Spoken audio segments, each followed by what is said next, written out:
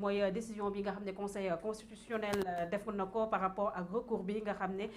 député yi féetewoo si kujje bi def nañ ko si ñaari poñ annulation du code pénal ak code de procédure pénale mu nekk deux annulations yoo xam ne indi na coow bu baax si langum politique bi ñii di juriste yi ak constitutionnaliste yi nga xam ne ñoo joxe yi les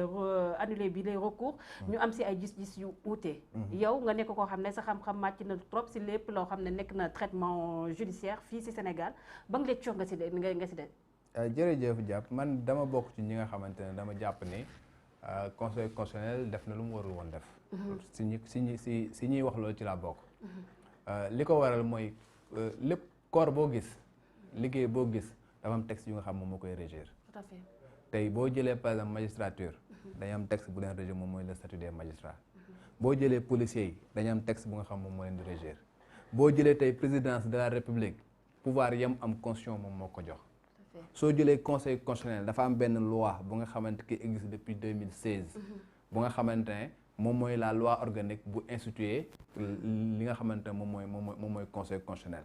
parce que amoon na loi mais je veux dire que en 2016 dañ ko réviser bañ ko réviser ba pare avant président de la république di ko promulguer donc bañ ko voté assemblée nationale avant président de la république di ko promulguer da koo dem jébbal ko waa conseil constitutionnel neneen damaa bëgg ngeen xoolal ma ko ndax dëppoo na ak li nga xamante moom mooy constitution sénégalaise ñooñu dem ñoo ne c'est conforme à la constitution ñu promulguer ko donc depuis juillet 2016 loolu mooy loi bi nga xamante ne moom mooy régir li nga xamante moom mooy conseil constitutionnel te boo liiree texte boobu article 1 bi ak article 2 bi dalay wax lan mooy ay compétence u conseil constitutionnel ñaari compétence la ñu am benn compétence moom mooy saytu li nga xamante ne moom mooy loi yi ak règlement yu nga xamante ne autorités yi ñu ngi ko jël assemblée nationale da koy jël wala autorité nga dem xool ndax dëppoo na ak li nga xamante ne moom mooy constitution bi loolu mooy premier rôle am traité internationaux yu nga xamante ne président da ko war a signé bala mu koo signé mu soumettre loolu ñu xool ndax dëppoo na ak constitution bi loolu mooy seen premier rôle deuxième rôle bi moom mooy lan mooy rôle bu nga xam ne dañ ko am en matière d'élection mooy juge des élections mooy tey jii président de la république bu ñu ko bëggee fal ñoom ñooy recueillir les candidatures ñoom ñooy nan laa koy wax sa publier la liste définitive ñoom ñooy proclamer les résultats loolu mooy ñaari compétence yu nga xam ne dafa ko am tey jii nag boo déggee coow lii ñuy wax ni tey dafa am benn article bu nga xam ne article 23 la ci loi organique boobu tout à fait daf ne le conseil constitutionnel mënul délibérer qu'en présence de tous ses membres alinéa 1 bi donc conseil constitutionnel mënul délibérer lu dul ay membres am yëpp dañoo mat loolu mooy principe bi ñaata membre la ñu am 7 membres la ñu am te 4 moo délibéré mu teg ci ne sauf loolu mooy exception bi sauf bu fekkee ni am na au moins ñett ñu nga xamante ne dañ nekk incapacité temporaire maanaam bu nekkee juróom-ñaar ñett ñu su fekkee dañ am ngànt ñeent ña des mën nañ délibérer loolu la article 23 bi incapacité temporaire la wax nga demaat ci article 5 bi mu ne la incapacité temporaire boobu su fekkee ne dafay dépasser 60 jours ñooñu noonu dañ leen war a remplacer donc ñi nga xam dañu am incapacité temporaire ça veut dire que feebar nañ fa am dem faju ji bu ñu fa naree toog plus de 60 jours dañ leen war a remplacer par ñeneen tey jii conseil constitutionnel la fa xew du incapacité temporaire incapacité définitive moo fa nekk Bousso Diaw Fall bi nga xamante ne magistrate la woon dafa génn àdduna depuis janvier 2021 bi on est au mois de juillet 2021 kenn remplacé wu ko Mandiogu Ndiaye bi nekkoon CREI ak Ndiaw Diouf bi nga xamante ne professeur de procédure pénale la fac droit ñooñu aussi seen mandat dafa jeex depuis le 26 juin donc te ñoom dañu am mandat de 6 ans non renouvelable texte bi moom moo ko wax donc juróom benni at lañ am te kenn mënu leen renouveler donc à partir du 26 juin ba le passé ñoom ñaar ñooñu kenn nekkatu ci membre du conseil constitutionnel que génn àdduna nekkatul également membre du conseil constitutionnel donc tey jii ma lay wax ni conseil constitutionnel ñeenti membre la am 4 membres la am alors que texte bi daf ne 7 membres la war a am tout à fait à partir du moment où ñeent membres lañ am au lieu de 7 mënuñu def lenn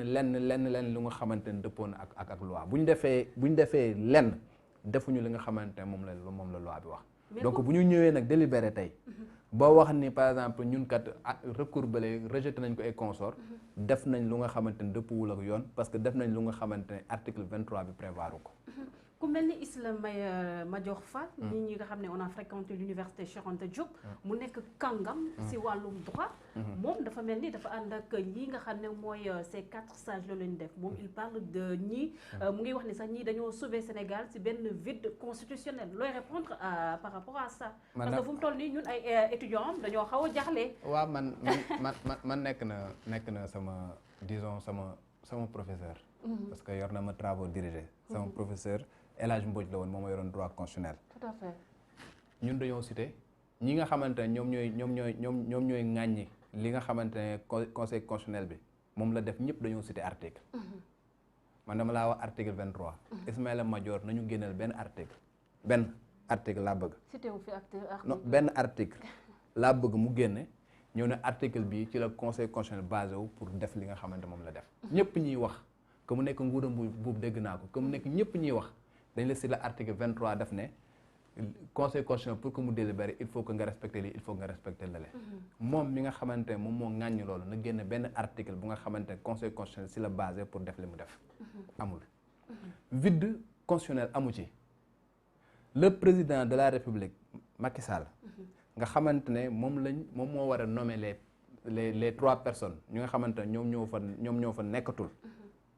moom moo deful liggéeyam. Donc, selon vous, pourquoi le président Macky Sall traîne ses pieds par rapport à la nomination yooyu nga xam ne mooy rôle am. waaw mais moom la ñëpp di poser c'est la question que tout le monde se pose.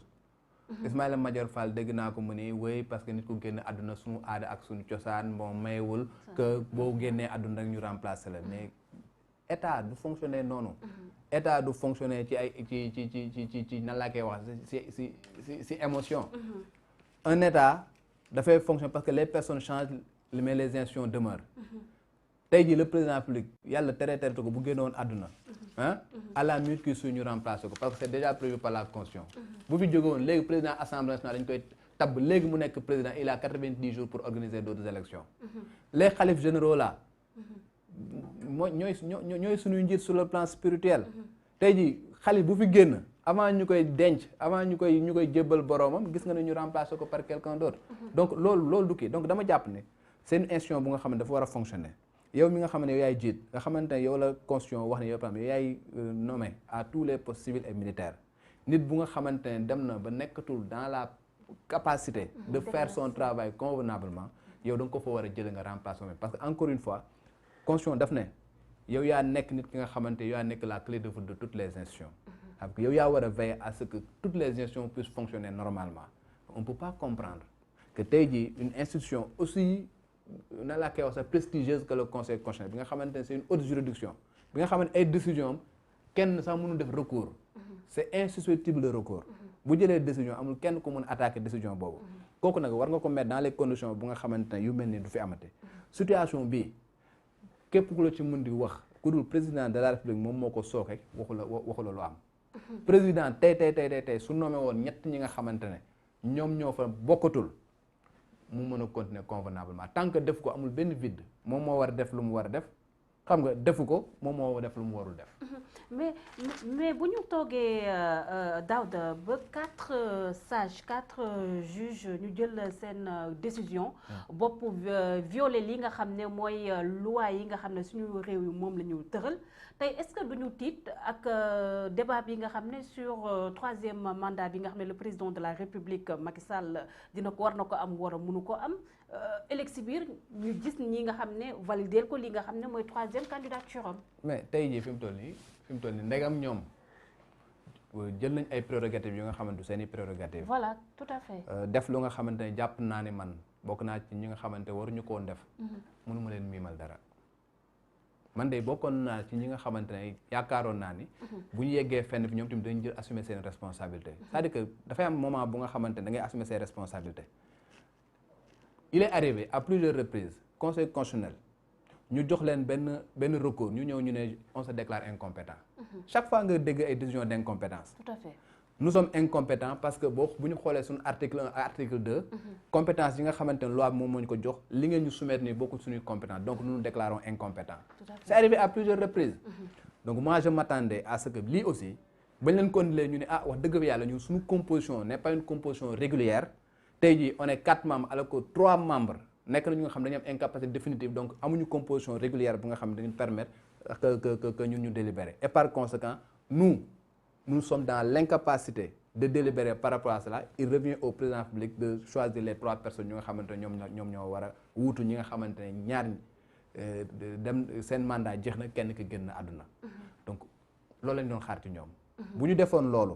dinañ def li ñuy woowee jurisprudence lu nga xamante ne tey jii ku fi mën di toog muy Macky Sall muy keneen. ku fi mën di toogat également daf lay wóor ne soo ko deful da ngay bloqué li nga xamante ne moom mooy conseil constitutionnel parce que du ñu mën a def seen liggéey. mais su fekkee ne yow tey conseil constitutionnel ñëw na par exemple. benn carence bu nga xamante ne président de la République moom moo ko def ñoom ñu dem rectifier ko. bu boobaa également président mën na continuer di croiser les bras en se disant que man du ma farlo pour choisir ñetti membres mën naa bàyyi 4 ñooñu ñu continuer def seen liggéey. parce que ni ñu ko defee ci bii suba boo leen joxee beneen recours également noonu lañ koy defee en se disant que ils ont une composition régulière. alors qu'ils n'ont pas une composition régulière. ils n'ont vraiment pas une composition régulière. Le conseil constitutionnel est composé de 7 membres. moom la loi bi wax. tey jii le conseil constitutionnel est composé de 4 membres. le conseil constitutionnel n'est pas composé de 7 membres. tey jii ma lay wax ne 4 membres lañ am. ka génn àdduna doo ko boole ci membres yi. ñi nga xamante ne seen mandat 6 ans renouvelable non renouvelable la ñu woon seen mandat jeex na depuis le 26 juin kooku booloo tale nekkatuñu membre du conseil constitutionnel. donc tey jii mënuñu wax ni par exemple notre conseil constitutionnel est composé de 7 membres. notre conseil constitutionnel est composé de 4 membres. et à partir de ce moment-là franchement jàpp naa ne ñun Sénégal amatuñ conseil constitutionnel. tant que remplacé wuñ ña nga xamante ne bokkatuñ fa amatuñu conseil constitutionnel. léegi nag comme nag ñoom dem nañ par exemple substitué wu jël ay prérogatives yu nga xamante ne président bi moom moo ko moom. ñoom ñu jëlal ko seen bopp également suba également ils peuvent bel et bien jël ay prérogatives yu nga xamante ne peuple du Sénégal ñoom ñoo ko moom ñu arrangé ko seen bopp. parce que mënatuma leen miimal dara. tout à fait mais am na benn décision bi nga xam ne dañoo débuté kii nga xam ne mooy Ousmane Sonko 2 fois de suite. parce que bu ñu sukkandikoo rek ci procureur ak ñi nga xam ne ñoo féetoo ci beneen kër gi.